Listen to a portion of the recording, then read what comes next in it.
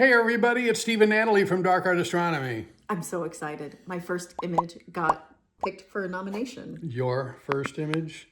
Yeah, I picked it out. So let's get started right now. Oh no, cut!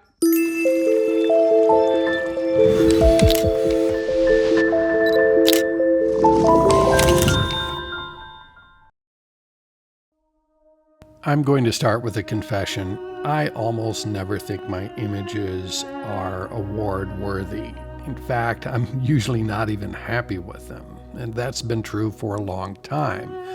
Going back to 2022, one of my images of the California Nebula was selected as NASA's Astronomy Picture of the Day, and in 2023, the same thing happened with my image of the Dark Sharp Nebula. But even now, I still look at those images and I think about what I should have done differently, and I just don't think they're worthy. The same goes for other recognitions along the way. My image of Casper the Friendly Ghost Nebula received a Top Pick nomination, and I'll admit that I do like that one genuinely, especially because of the dark nebulosity in that region. Dark dust has always pulled me in. It's subtle, it's quiet, it doesn't scream for attention. This is LDN 1519, our first completed image from DSP Remote using the PlaneWave CDK 12.5 inch with the replacement Hedrick focuser. I like the dark nebulosity here. I like the way the dust gently weaves through the field, but if I'm being completely honest, I didn't think this image was anything special. So when it was nominated for a top pick on Astrobin, I was genuinely surprised. Now, for those who do not know, a top pick nomination on Astrobin requires 3 independent submitters to nominate the image.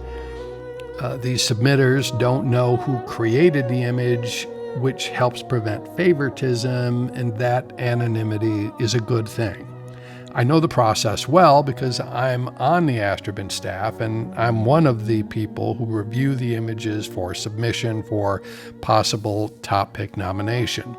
And because of that, I see a lot of the reviewer comments. Some are very thoughtful and detailed, and some can be pretty brutal.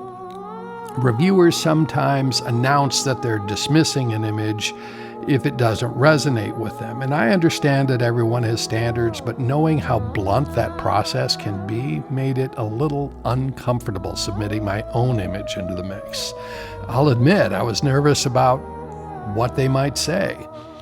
But we submitted it anyway, and somehow 3 reviewers thought it was worthy of advancing. And that's something I genuinely respect.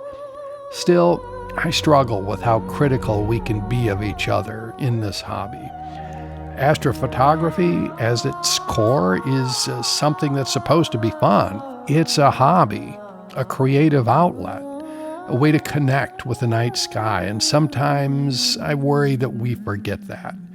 There's a line from a Tim McGraw song that I love, and it's always stuck with me. Always be humble and kind.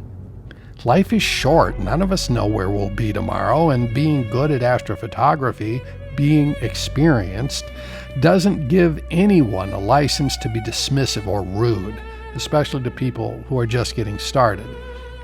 You can explain why something doesn't work, you can point out technical issues, you can even say that an image doesn't meet a standard. But there's a professional, respectful way to do that. That's just my philosophy. So let me briefly talk about how this image came together. We collected roughly 24 hours of total integration time, primarily in broadband, red, green, and blue. I also captured some hydrogen alpha data, but to be honest, there's, as we discovered, very little HA signal in this region, so it didn't contribute much to the final image.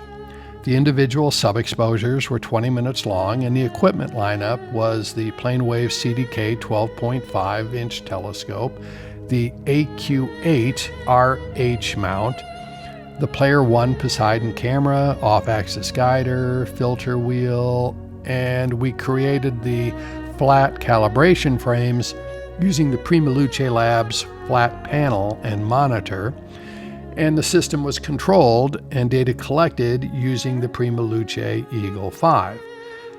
For processing, everything was done primarily in PixInsight. Gradients were removed using Graxpert scripts. Blur Exterminator was used to carefully recover some detail. The data was combined using channel combination, and color calibration was done with the PixInsight process SPCC. Beyond that, processing was intentionally restrained. A few masks, some curves adjustments, and selective emphasis on the gray and blue dust structures. I really love how it has this sort of ethereal look. That was it. No extreme processing, no heavy-handed tricks, and yet I still find myself focusing on what I don't like. The very long exposures produced a strong diffraction spike around a bright star in the field, and to me it's a little distracting. But despite that, 3 independent reviewers felt this image was good enough to nominate, and I respect that deeply. Maybe I'm too critical of myself. Maybe I'm overly sensitive to how harsh some critiques can sound. I do respect differing opinions, but my personal approach has always been this. If an image doesn't resonate with me, I simply don't advance it. I don't feel the need to announce to all the other submitters that it doesn't meet the standard. I don't feel the need to tear it down. Again, that's just my philosophy. So I'll end this with a question. When it comes to astrophotography or any creative hobby, do you think criticism should be blunt, dismissive, even rude? Is that okay? Or do you think it should still be honest, but gentle? I genuinely love to hear your thoughts in the comments. And until next time, clear skies.